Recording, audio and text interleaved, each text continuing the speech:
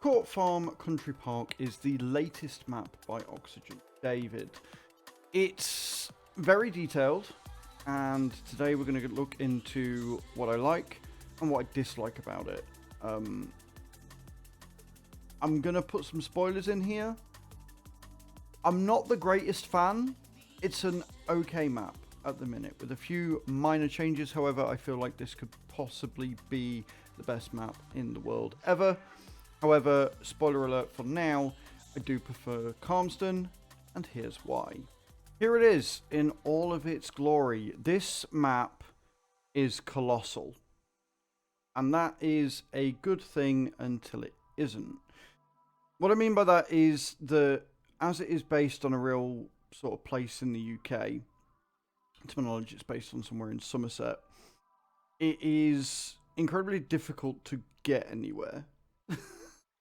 What I mean by that is there are plenty of rivers in the map and ditches, which means that you can't be a lazy player. Which, full disclaimer, I am. I will turn crop destruction off and I will travel across fields if it's a bit quicker to get to the field I want to get to. Especially if the map is this colossal, if it is this big, it's just a time saver. The other problem is that whilst yes, there are many fields, and yes, the map is very big, the fields tend to be quite small, which means you can often spend more time trying to get to the field than actually working on the field itself. Now, there are some very big fields. This one here, for example, 14, which I'm ploughing. Ignore the silly shapes. That's what happens when backseaters come into my streams. Is a rather large field and is going to take a little bit of time to do. However, these fields over here, no time at all, very tiny. The other issue which we'll get into is the roads and again the markings of the rivers. One thing that does need to happen is that if Oxygen David is actually on about actually continuing this and making it a work in progress, making these rivers stand out on the map more. When you're on the actual game and in the minimap, you can't tell what's a river and what's not. And if you're using cab view in a tractor, you can't see the ditches. Like, it's a legit thing. You can't see them until it's too late and you're already in them. And some of them are incredibly deep and incredibly steep. So, if you are looking to play this map, I would advise buying an area and just sticking to that area and like sort of expanding out. Do contracts, yes, but just be aware that some of the contracts you're going to be traveling for quite a large distance, and that could be a problem and take away from your enjoyment of the game. So start, say, here and expand out by this one, this one, this one. Now, the other advantage to some of these fields being quite small is that the cost of them isn't that bad. 50 grand, 40 grand, you know, for some fields here. This one is a little bit more expensive at 300. This one's only 100. So prices are a little bit fairer compared to, say, Calmston, where outside of like maybe 10 fields, every other field in the game is at least 500,000. So that makes the game a lot more accessible to newer players who aren't exactly sure of what they're doing. You can start to build an empire very quickly with very little money, especially if you start on normal and no equipment.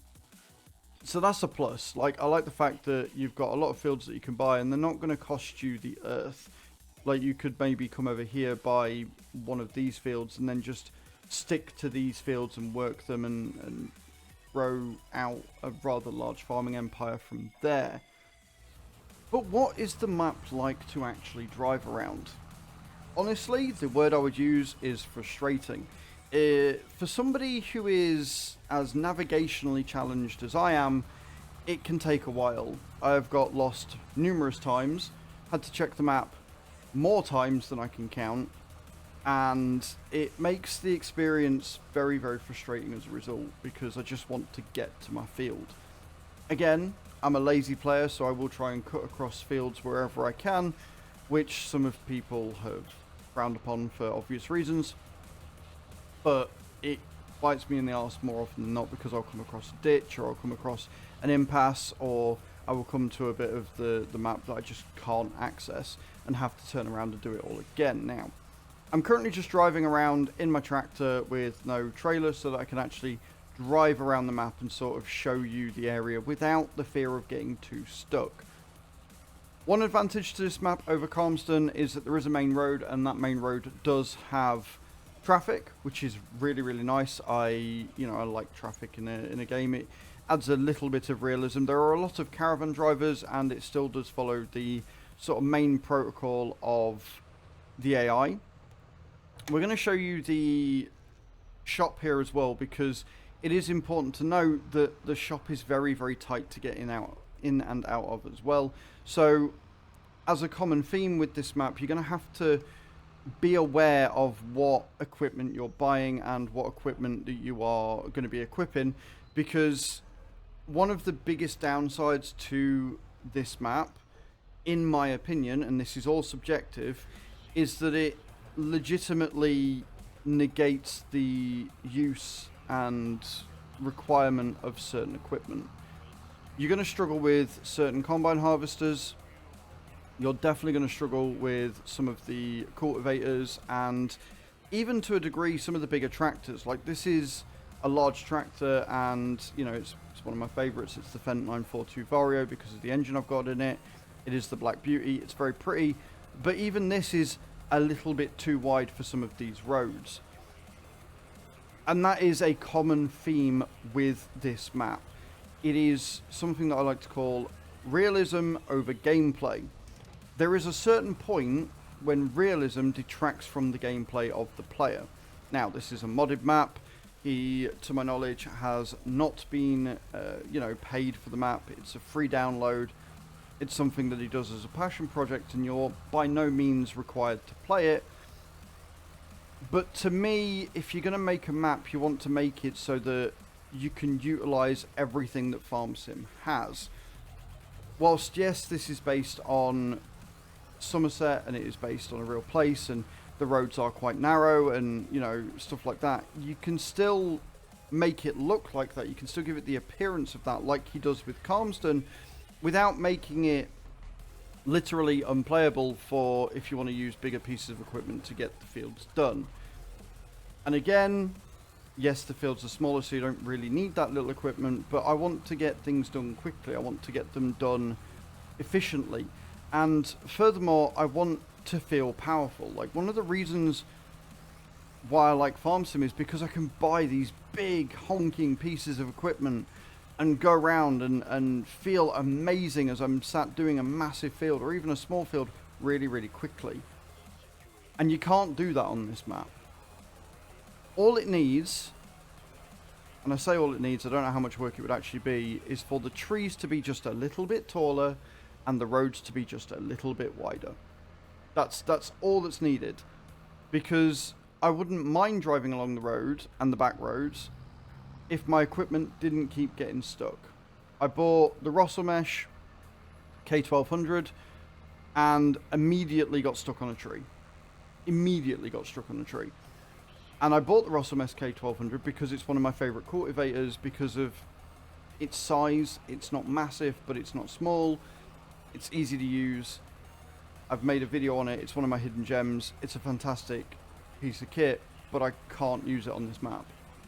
It is so frustrating. I think it took me about 15 to 20 minutes just to get to a field to cultivate it, and because of how big the Russell Mesh is, it only took 3 to 5 minutes to do the field. This is a problem. Playability is an issue.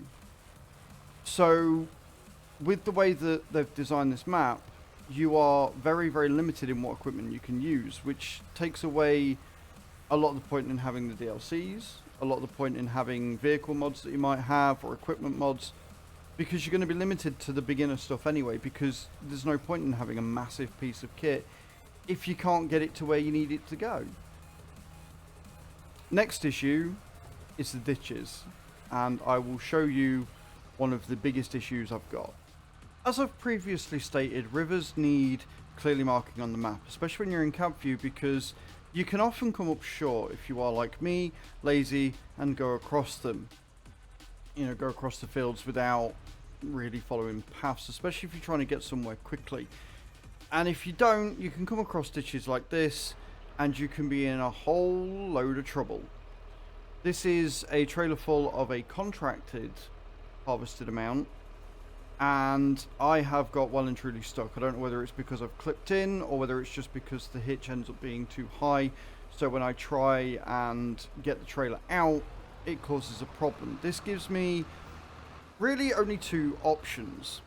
I can either reset and lose everything in it, or I can go and buy a telehandler, which I might not necessarily need or want, or lease one out, and use that to try and free the tractor and the trailer, because if I try hitching this up, all that happens is it ends up being way too high and I can't do anything with it.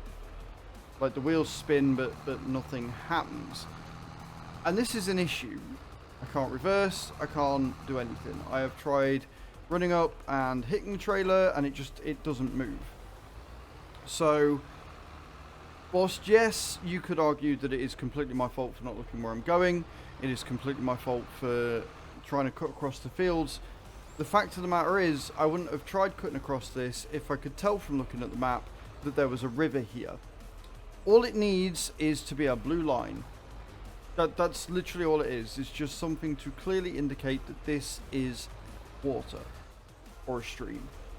Because if it is clearly indicated, I'm going to avoid it. It will make my navigational plans a lot easier. So there you have it. That is my thoughts on Court Farms. It is a very pretty map. It is a map I want to love. It is a map that I can see being quite enjoyable. But there needs to be a couple of changes. And honestly, rendering 80% of the equipment that I might want to use completely useless for aesthetics and the fact that the trees are very low hanging means I'm probably not going to play this map very often. I can't see Oxy going in and widening the roads and raising the trees. I don't know how much work that would be, but I can't see it being simple. I can't see it being a quick and easy change to make. So it really is down to personal preference, and I want to stress this point, right? Just because I don't personally like this map, because I don't like the fact that I can't play the way that I normally play, doesn't detract from you guys. If you guys enjoy it, if you guys like the realism, if you guys like being limited by the equipment, if you guys like the challenge of trying to get to places, then have at it. This might be the perfect map for you. It's just not the perfect map for me. Thank you very much for watching, and I hope to see you all next time. Ciao, ciao.